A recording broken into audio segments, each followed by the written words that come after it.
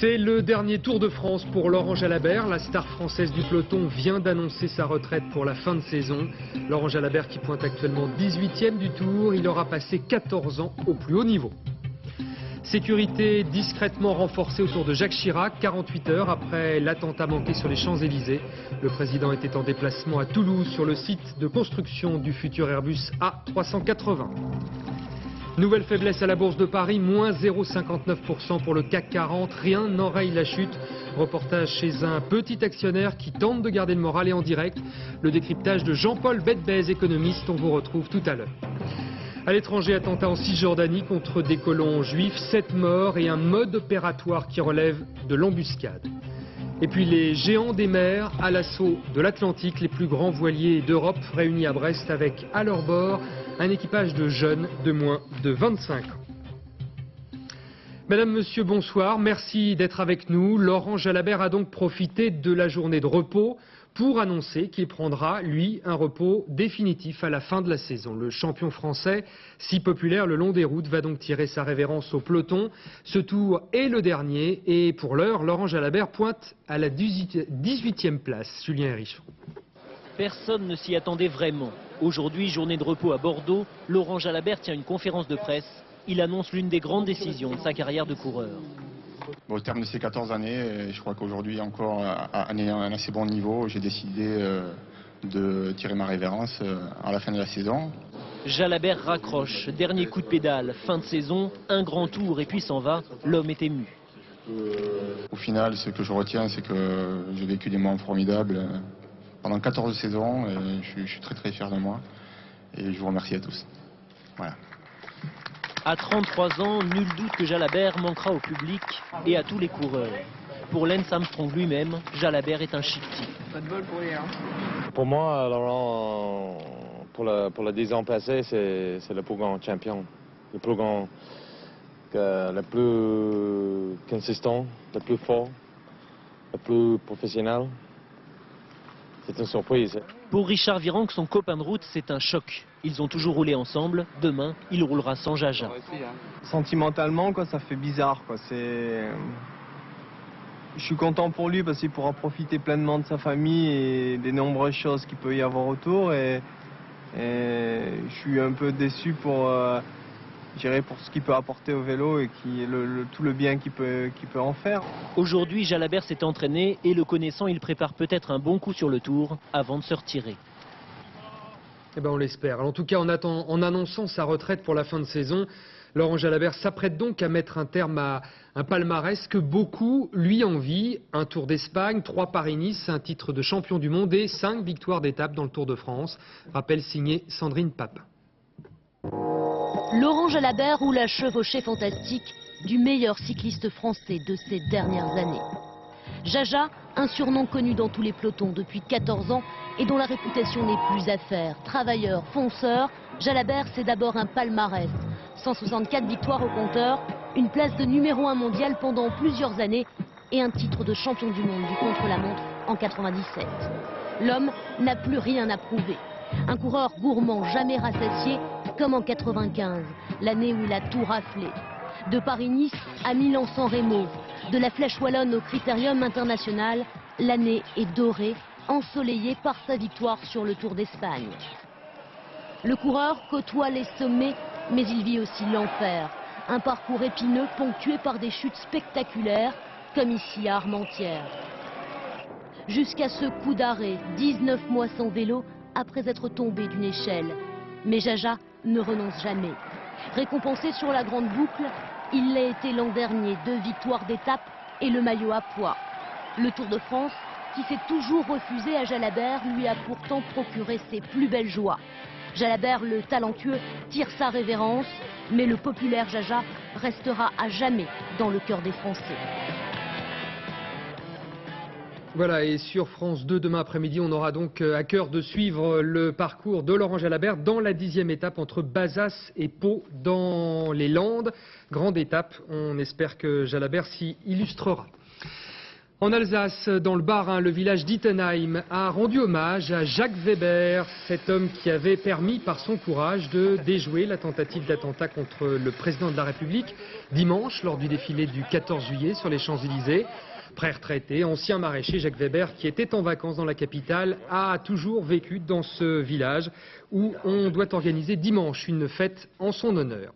Pour ce qui concerne Maxime Brunery, il est donc, lui, pour l'heure, interné dans une unité psychiatrique à Villejuif, en région parisienne. Le code pénal stipule qu'une personne n'est pas pénalement responsable si elle est atteinte au moment des faits d'un trouble psychique ayant aboli son discernement. Dans ce cas, l'appréciation des psychiatres est donc fondamentale. C'est ce que nous explique Thomas Dandois. Maxime Brunery a été interné ici, au sein de l'unité malade difficile de cet hôpital psychiatrique. Trop dangereux pour lui-même et pour les autres, a estimé la préfecture de police.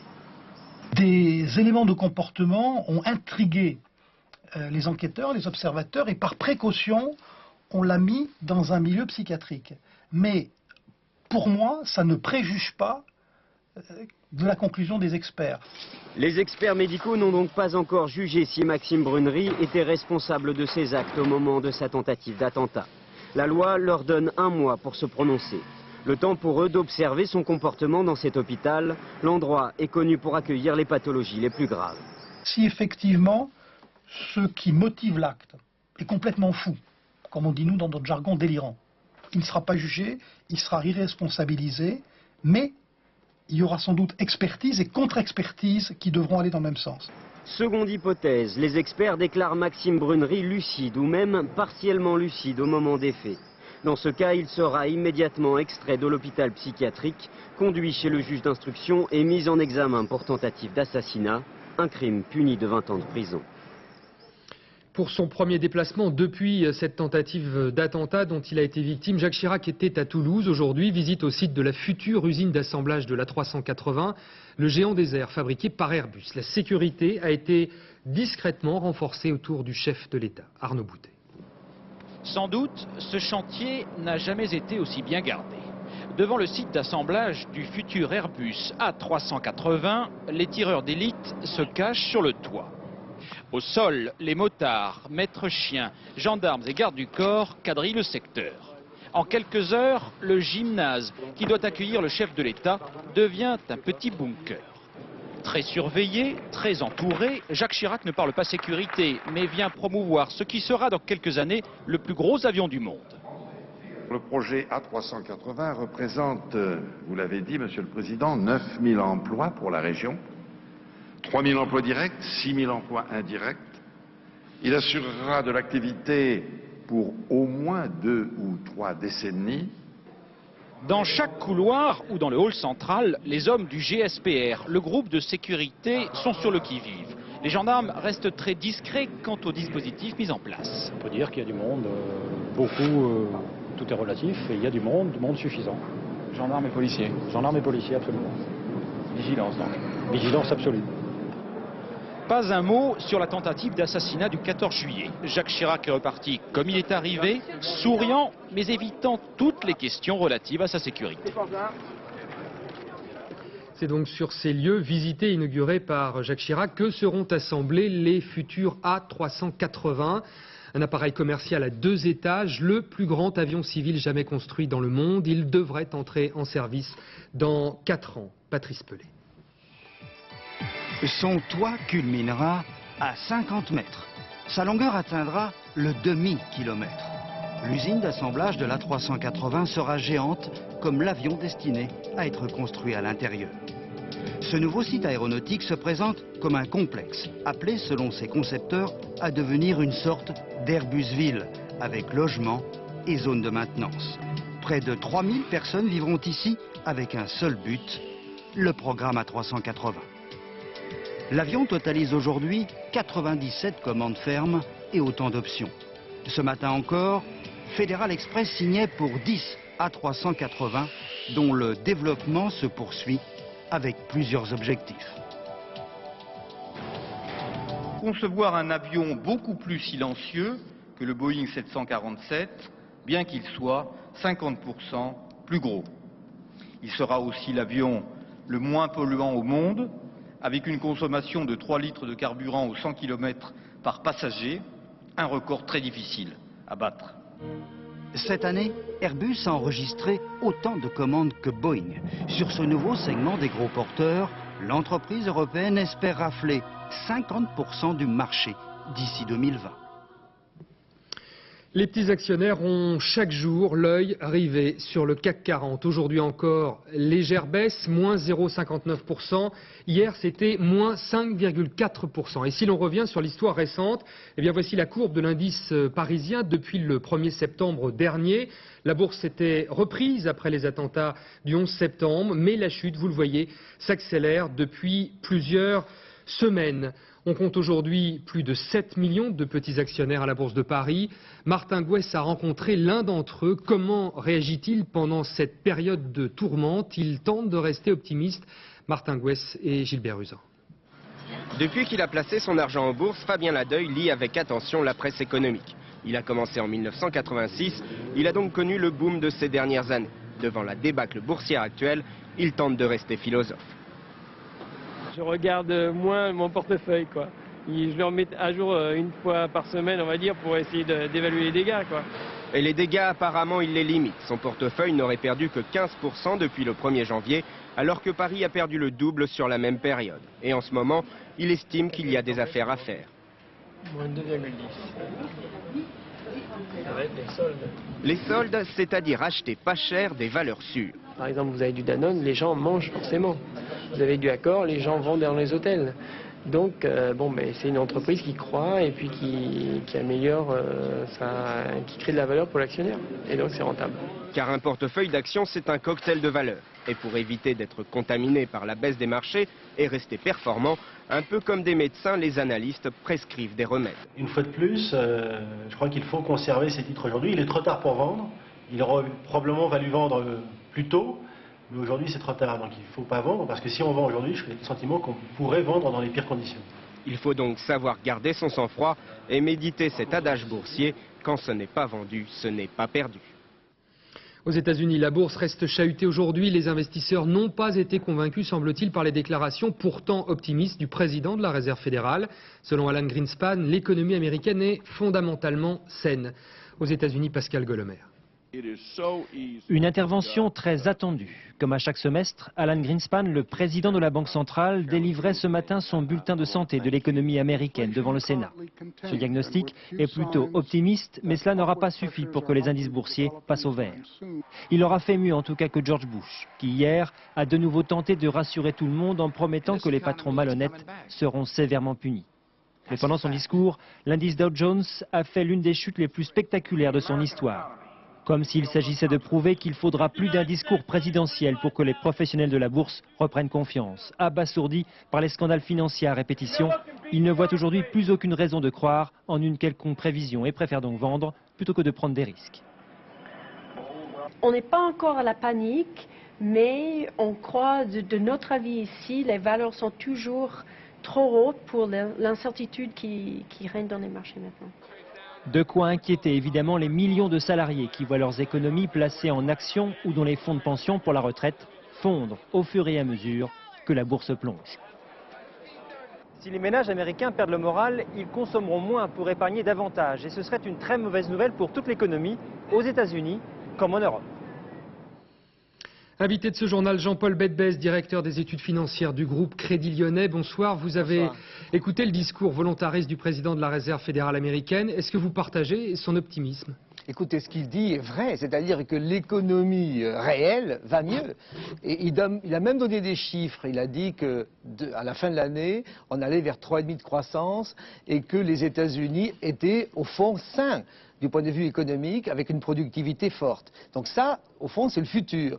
Simplement, il faut solder le passé. Le passé est pénible. Ce sont effectivement des valeurs trop fortes, en particulier la bulle Internet qui se crève, mais qui est compliquée. Et puis, ce sont également des scandales qui arrivent et qui entachent tout ça.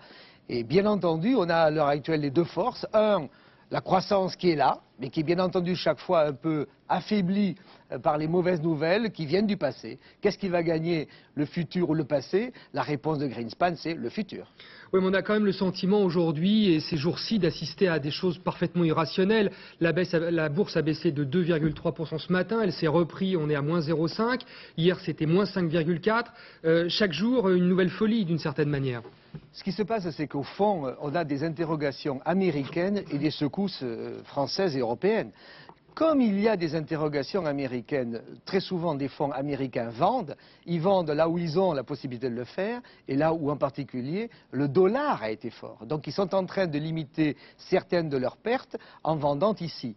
Comme on n'a pas une puissance de feu comparable, effectivement on souffre davantage en Europe et en France. C'est dommage, c'est parce que nous n'avons pas la puissance financière. Ça ne durera pas, hein, ça ne durera pas. C'est-à-dire que l'on se rendra compte que l'économie va mieux. Simplement, chaque jour et chaque mauvaise nouvelle financière que nous avons affaiblit cette croissance réelle qui existe, mais qui existe péniblement. Jean-Paul Bedbez, merci pour cette analyse. Vous étiez en direct du groupe Crédit Lyonnais, où vous êtes expert économique. Un mot sur le prix du carburant. L'essence pourrait augmenter dans les semaines qui viennent à la pompe. Bercy a en effet décidé la suppression de la taxe flottante sur les produits pétroliers. Elle prive ainsi les automobilistes français du bénéfice de la baisse du dollar. Pour Bercy, au contraire, cette baisse devrait être compensée par la baisse du dollar. On en saura plus dans les prochains jours en observant les pompes à essence. Jean-Paul Trichet, actuel gouverneur de la Banque de France, renvoyé devant la justice dans l'affaire du Crédit Lyonnais. Le juge Courroy, en charge de l'enquête sur la falsification des comptes de la banque publique au début des années 90, a décidé de faire comparaître devant un tribunal correctionnel M. Trichet, qui était à l'époque directeur du Trésor. Une décision embarrassante, Jean-Claude Trichet étant en effet le candidat de la France pour présider dans un an la Banque centrale européenne. C'est le texte phare du nouveau gouvernement. Nicolas Sarkozy a présenté à l'Assemblée nationale son projet de loi sur la sécurité. Le ministre de l'Intérieur en a profité pour revenir sur l'attentat manqué contre Jacques Chirac dimanche, en se prononçant pour un contrôle a priori des ventes d'armes. Aucune arme ne doit être vendue sans un contrôle préalable minimal, a-t-il expliqué.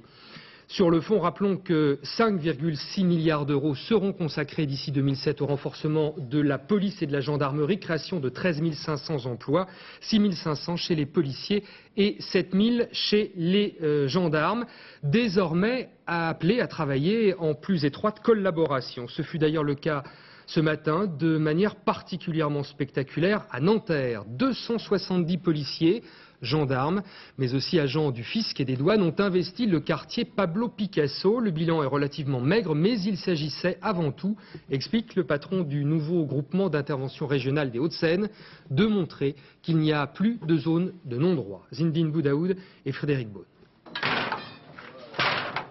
Pour faire sauter les verrous de ces caves, la police n'a pas trouvé d'autre moyen.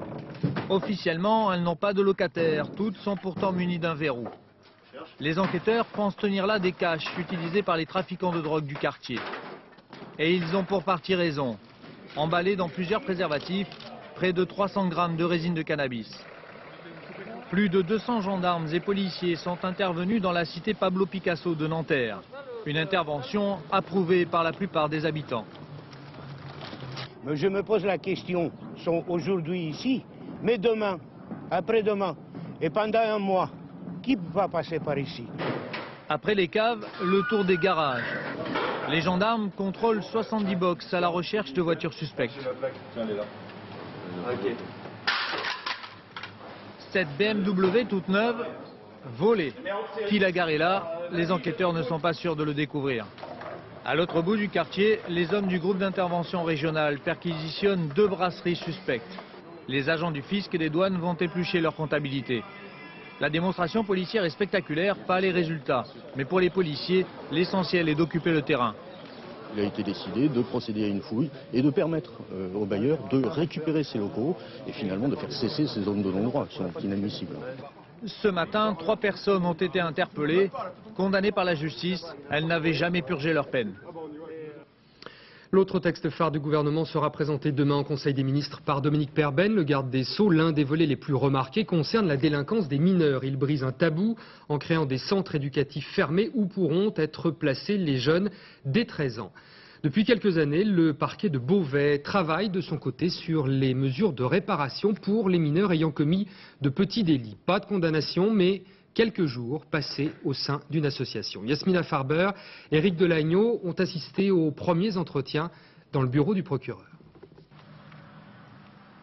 Alors, on s'organise pour aller piquer des sacs en entrant chez les gens. Je dis on s'organise parce que manifestement, ça a nécessité une petite préparation. Tous les mercredis matins, Patrice Lemonnier reçoit les mineurs.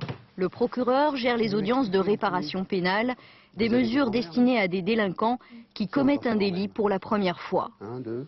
Premièrement, ça s'adresse généralement aux primo-délinquants, ou alors à des mineurs qui ont un tout petit passé. Et deuxièmement, il faut que cela concerne également des délits qui ne soient pas graves. C'est évident qu'on n'est pas là non plus pour banaliser la réponse judiciaire. Vous savez combien ça va chercher, ça, au maximum? De combien est puni le vol en maximum d'emprisonnement, d'après vous? Quelques mois. Le vol simple, c'est 3 ans maximum. Le vol en réunion, c'est 5 ans maximum. Le vol en réunion sur personnes particulièrement vulnérables, c'est 7 ans maximum. Vous êtes passé à un cheveu du tribunal pour enfants. À quoi est-ce que La réparation pénale n'est pas inscrite au casier judiciaire. Le mineur va travailler avec des éducateurs pour comprendre son acte et donner de son temps à une association caritative. Pour le procureur, c'est aussi le moyen de sensibiliser les parents. Cette dame-là, vous la connaissez? Très bien. Bon. Très bien. C'est la honte, quoi. C'est la honte. Et la honte pour nous aussi. Ben oui, non, Oui. mais quand je dis la honte, madame, c'est surtout pour les parents. Oui. Bonjour. Chacun joue son rôle. Après l'entretien solennel chez le procureur, l'éducateur prend le relais. Avec lui, c'est le travail psychologique qui commence. C'est ça le but de la mesure, c'est de te faire comprendre qu'on ne doit pas se comporter de cette façon. Ça, c'est interdit et il faut respecter. Tu as compris? Et heureusement qu'il y a une justice quand même, parce qu'il faut que tous... Il est jeune. Hein, si ça s'arrête là, tant mieux. Et il y a tellement de délinquants qu'on se demande si les nôtres, ils n'en font pas partie, alors qu'on était loin d'y penser, quoi. L'affaire est classée, mais en cas de récidive, le parquet peut ressortir le dossier. La pédagogie et le dialogue semblent plus efficaces que des sanctions. Sur les 500 jeunes délinquants qui ont suivi ce programme, seuls 15% ont récidivé. Alors je vous le disais, les centres éducatifs fermés pour les mineurs délinquants sont au cœur du projet de loi présenté par Dominique Perben. Cette disposition suscite la critique, notamment de la part des personnels de l'éducation surveillée. Or, de l'autre côté de la Manche, de tels centres existent déjà. 4 sont opérationnels et 6 autres doivent être construits en Grande-Bretagne. Reportage dans l'un d'entre eux avec Laurent Boussier. Thorncross, dans la banlieue de Manchester. Nous sommes dans ce que les Britanniques appellent depuis 1998 un Secure Training Center, traduisez un centre d'éducation sécurisé. Ceux qui sont enfermés ici ont tous un passé judiciaire chargé. Ce sont des jeunes de 12 à 16 ans qui étaient hors de contrôle, des délinquants multirécidivistes, parfois condamnés pour fautes très graves. On avait besoin d'un nouveau type de condamnation, d'une nouvelle approche pour les faire changer. 40 à 80 places maximum par centre, un encadrement renforcé avec des professeurs, des travailleurs sociaux et des psychiatres. 24 heures minimum de cours ou d'apprentissage par semaine, tout est fait ici pour essayer de resocialiser ces garçons. Parfois même, pour ne pas qu'ils perdent le contact, le ministère de la Justice paye à leurs familles des billets de train ou de bus pour venir les voir. Mais ces centres coûtent cher, beaucoup plus cher que les prisons, et pour certains, ils ne résolvent rien. Ces centres ne marchent pas, c'est un échec. Simplement parce que 80% des jeunes qui en sortent retombent dans la délinquance dans les 2 ans qui suivent. Une liberté très surveillée serait plus rentable pour la majorité d'entre eux que l'enfermement dans ces centres qui sont des écoles du crime. Imaginez, pour lutter contre la délinquance des jeunes, ces centres fermés sont en fait une option de plus dans l'arsenal juridique britannique. Entre les bracelets électroniques couramment utilisés depuis des années et les peines de prison classiques, les magistrats ont un éventail de choix plus grand. Pragmatisme britannique, si en France 900 mineurs sont actuellement détenus, en Grande-Bretagne, Ils sont en ce début d'été 2734 délinquants de moins de 18 ans à être privés de leur liberté. En Israël, 7 morts, une vingtaine de blessés. Un commando palestinien a tendu une embuscade à un bus de colons juifs à l'entrée d'une implantation en Cisjordanie. Correspondance Charles Anderlin et Mossi Harmon. Une charge a explosé sur le côté de la route. Une partie du blindage de l'autobus a volé en éclats et 3 Palestiniens ont ouvert le feu sur les passagers à l'arme automatique. Ils ont ensuite tiré sur cette voiture. Dans la confusion, les terroristes qui sont déguisés en soldats israéliens parviennent à s'enfuir. Les secours sont arrivés en quelques minutes. La police contrôle chaque ambulance. Les organisations palestiniennes pourraient utiliser un véhicule de secours pour commettre un nouvel attentat. Toutes les victimes, des femmes et des enfants, se rendaient à l'implantation ultra-orthodoxe Emmanuel. L'armée israélienne a déclenché une vaste opération de ratissage à la recherche des terroristes. Cet attentat démontre que les Palestiniens se sont adaptés à la nouvelle réalité. Ils parviennent à lancer des attaques en dépit de l'occupation par Tsahal de toutes les grandes villes de Cisjordanie. Comme ici à Jenin, le couvre-feu y est imposé la majeure partie de la journée. À nouveau, les porte-paroles du gouvernement Sharon accusent l'autorité palestinienne de ne pas lutter contre le terrorisme, ce à quoi l'entourage d'Arafat répond depuis son QG encerclé à Ramallah. C'est Israël qui est aujourd'hui responsable de la sécurité. En Algérie, une attaque attribuée aux rebelles islamistes a fait 7 morts dans la province du Chlef, à 160 km à l'ouest d'Alger. 3 enfants sont au nombre des victimes. Les attentats ont déjà fait 710 morts cette année en Algérie. Des circonstances aggravantes retenues contre Zacharias Moussaoui aux États-Unis. Un jury d'accusation américain vient de reconnaître aux Français d'origine marocaine, qui reste à ce jour l'unique inculpé dans l'affaire des attentats du 11 septembre, des circonstances aggravantes qui pourraient donc faciliter sa condamnation à mort s'il était reconnu coupable. 6 chefs d'inculpation, dont 4 sont passibles de la peine de mort, ont été reconnus contre celui que les autorités américaines présentent comme le 20e membre du commando. Le commissaire européen en charge de l'agriculture et de la pêche était en déplacement aujourd'hui à Paris. L'Autrichien Franz Fischler, qui a rencontré le ministre français de l'Agriculture, a été accueilli aussi par de jeunes agriculteurs hostiles au projet de réforme de la politique agricole commune. Des réformes aussi concernant la pêche. Elles portent notamment sur une réduction drastique des bateaux dans toute l'Europe pour protéger la ressource. Des pêcheurs qui reçoivent parfois la visite des scientifiques de l'Ifremer. Leur rôle est de mesurer la taille des poissons pêchés pour tenter de quantifier les stocks. Reportage à bord d'un bateau au large de l'Octudie. Laurence Decherf et Bruno Livertou. Sur ce chalutier, la langoustine, c'est l'affaire de 2 marins pêcheurs. Mais aujourd'hui, le Solo accueille 2 visiteurs. Ni touristes, ni pêcheurs, ce sont les techniciens de l'Institut de recherche pour l'exploitation de la mer. Leur objectif, évaluer sur le terrain, ou plutôt dans l'eau, les stocks de poissons. On va commencer par cela. Et les rejets, on fera après. Il faut les compter, déterminer le sexe et les mesurer pour évaluer l'âge. 26 femelles, 23 mâles. Les 3/4 des poissons sont rejetés à la mer, trop petits pour la vente. Pour connaître le stock, il faut avoir et la pêche qui est débarquée, le commercial, et les rejets qui sont jetés par-dessus bord par les marins. En l'an 2000, le maillage des filets à langoustine a été réduit de 70 à 55 mm pour laisser passer les plus petites. Si la majorité des poissons retournent à la mer, seul 1/3 survivra.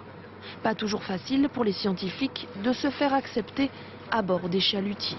Tu reviens dans un mois où on sera dans la roche à la jument et compagnie, ça sera plus du tout la même pêcherie qu'on a aujourd'hui.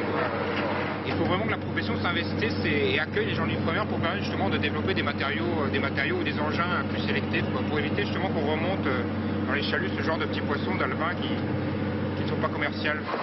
Leurs dernières études ont mis en évidence une diminution des ressources de langoustines et de merlus. Alors l'Europe en tire les conséquences et projette de supprimer 28 000 pêcheurs. Malgré sa colère, Stéphane accepte de collaborer avec les scientifiques.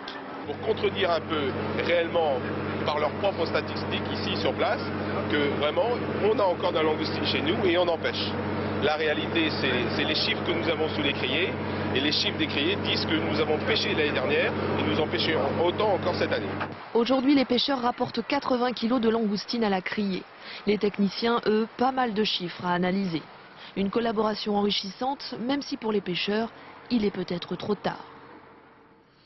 17 malades atteints de légionellose, c'est le dernier recensement en date après l'épidémie qui a frappé l'hôpital de Sarlat. Un autre cas a été signalé en Gironde. Des mesures sanitaires ont été prises dès le déclenchement de l'épidémie.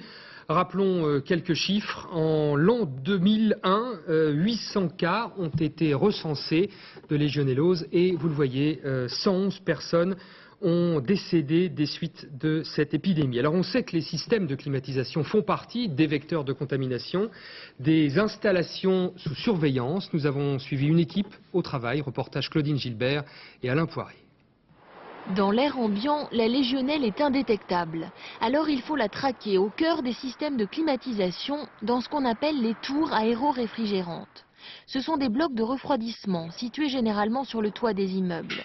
Ici, l'eau séjourne entre 35 et 40 degrés, la température idéale pour le développement des bactéries qui ensuite peuvent se répandre dans l'atmosphère. Les tours aéros sont des échangeurs thermiques, elles utilisent l'eau et l'air et par le procédé en fait il y a production de gouttelettes qui peuvent aller dans l'environnement de proximité. Ce sont ces fines gouttelettes d'eau qui, en s'échappant de l'installation, véhiculent la légionelle. À ce stade, il est déjà trop tard. C'est donc à la source qu'il faut désinfecter les circuits en permanence. Ici, on a le produit qui permet en fait qui est injecté dans le réseau et qui désinfecte l'eau des tours.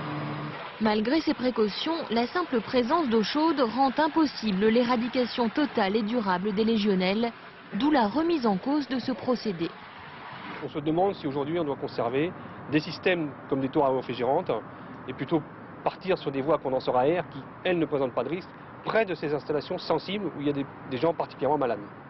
Aujourd'hui, la plupart des hôpitaux est équipés de tours aéro-réfrigérantes. La seule garantie pour les malades serait donc leur remplacement par d'autres systèmes beaucoup plus coûteux.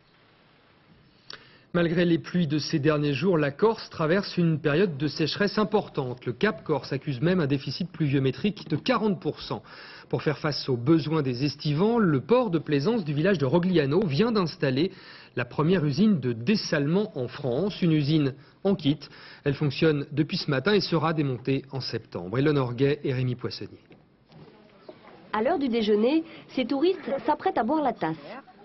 Ils vont déguster leur premier verre d'eau du robinet directement puisé dans la mer. Non, elle est bonne, elle est pas non, elle est bonne. Non, non. J'en ai bu sans le savoir.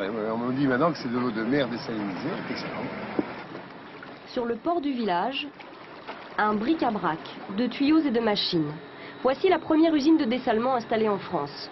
Une unité arrivée en kit et louée jusqu'en septembre. Chaque jour, elle transformera 600 mètres cubes d'eau de mer en eau potable. Dans cette usine de dessalement, on prélève l'eau dans un puits côtier qui est là. À partir de là, cette eau est pompée pour être envoyée vers une série de filtres qui se trouvent derrière nous, qui permettent d'éliminer les plus grosses particules. Alors, cette eau est très pure, hein, donc on a enlevé tous les sels, on rajoute du bicarbonate pour qu'elle ait un petit peu de goût et une certaine minéralisation. L'Espagne ou l'Italie ont souvent recours à de telles usines. À Roliane, sans cette unité, il aurait fallu acheminer l'eau à l'aide de centaines de camions-citernes. Cet été, le village n'aurait pu accueillir ses 2000 plaisanciers, mais en contrepartie, l'eau va lui coûter 3 fois plus cher. En plus du prix de l'eau qu'on va leur payer, il y a tout ce qu'il a fallu faire, c'est-à-dire au niveau des canalisations, du puits qu'on a creusé, et ça, c'est toute la commune qui a géré tout ça. Ce village a trouvé sa solution contre la sécheresse, solution ponctuelle et onéreuse. Elle ne sera probablement pas étendue à d'autres communes de Corse. C'est aujourd'hui le 60e anniversaire de la terrible rafle du Veldiv, 13 000 juifs, dont 4 000 enfants. Une cérémonie a eu lieu avec les représentants des associations. Une cérémonie officielle, elle, se tiendra dimanche en présence de Jean-Pierre Raffarin, le Premier ministre. Juif polonais, Maurice Rachfus et sa sœur ont été séparés de leurs parents lors de cette rafle du Veldiv. Et ils ne se sont jamais revus. Depuis 1980, Maurice Rachfus écrit pour se souvenir et surtout pour dénoncer le zèle de la police française. Karine Comazzi, Dominique Bonnet et Alain Derlet. C'était l'été de ses 14 ans, juillet 42. Maurice, sa sœur et ses parents, juifs polonais, portent l'étoile jaune depuis 40 jours maintenant. La police leur a interdit de s'éloigner. La chaleur et la peur plombent le petit appartement. Lorsque la police a cogné violemment à la porte chez nous à Vincennes, c'est le 16 juillet à 4h30 du matin, la stupéfaction, c'est surtout ma mère à l'idée qu'on embarquait les enfants. Elle n'arrêtait pas de dire aux policiers, mais mes enfants sont français. Parce qu'on savait que prioritairement c'était la chasse aux juifs étrangers. Qui était ce policier? C'est un type qui avait été notre voisin de palier assez longtemps, qui nous connaissait. Direction un pavillon où déjà s'entassent 120 personnes et tous ces policiers qui ne donnent aucune explication. L'attente est longue. À 16h, enfin, un gradé dit que les enfants de plus de 14 ans peuvent partir. Ma mère n'a pas hésité un instant, elle nous a dit partez, à ma soeur et à moi. Elle s'est délestée des quelques billets de 1000 francs qu'elle avait dans sa poche, de son alliance et d'une bague, puis on est parti. Donc elle avait déjà le sentiment que l'issue serait dramatique. Hein, et que c'est des décisions très, très dures à prendre, hein, parce que j'ai des camarades d'école qui étaient dans ce pavillon, dont les mamans ont dit on ne me séparera pas de mon fils. Qu'est-ce qu'on fait à ce moment-là? J'aurais le passé dit au revoir. Le zèle de ce qu'il appelle la horde policière a mené les parents de Maurice à Auschwitz. 60 ans après, le fils et l'historien ne pardonnent rien. Et je crois que les nazis avaient très bien compris la mentalité française. S'ils avaient fait les rafles eux-mêmes, ça aurait beaucoup moins bien fonctionné. Les géants des mers venus de toute l'Europe s'étaient donné rendez-vous à Brest. Les voiliers participent à la Cutty Sark, une course mythique créée en 1956 et qui rassemble cette année notamment les 2 plus grands voiliers du monde, des 4 mâts venus de Russie à leur bord. Les équipages composés de jeunes marins de moins de 25 ans. Julien Beaumont. Ils n'ont Dieu que pour lui, le CEDOF, le 4-mâts russe. Il y a 2 ans, des ennuis politico-financiers l'avaient retenu à Brest. Depuis, il fait un peu partie du décor. Le CEDOF, comme une 50aine de voiliers écoles, participe à la course Cutty Sark. Cap sur la Corogne en Espagne. Seule obligation, la moitié de l'équipage doit avoir moins de 25 ans. Mon rêve, c'était d'aller sur un bateau, et ça s'est réalisé grâce à un officier de liaison. Et voilà. En route pour la Corogne. Ils viennent de toute l'Europe et mesurent de 12 à 120 mètres, une course où tout le monde a ses chances. On est le bateau le plus lent, mais on a un très bon handicap. Le trophée ne récompense pas le voilier le plus rapide, mais celui qui a le meilleur esprit. Une compétition d'un autre temps qui attire experts et marins d'eau douce. C'est assez somptueux, hein, quand les grands ont monté la toile.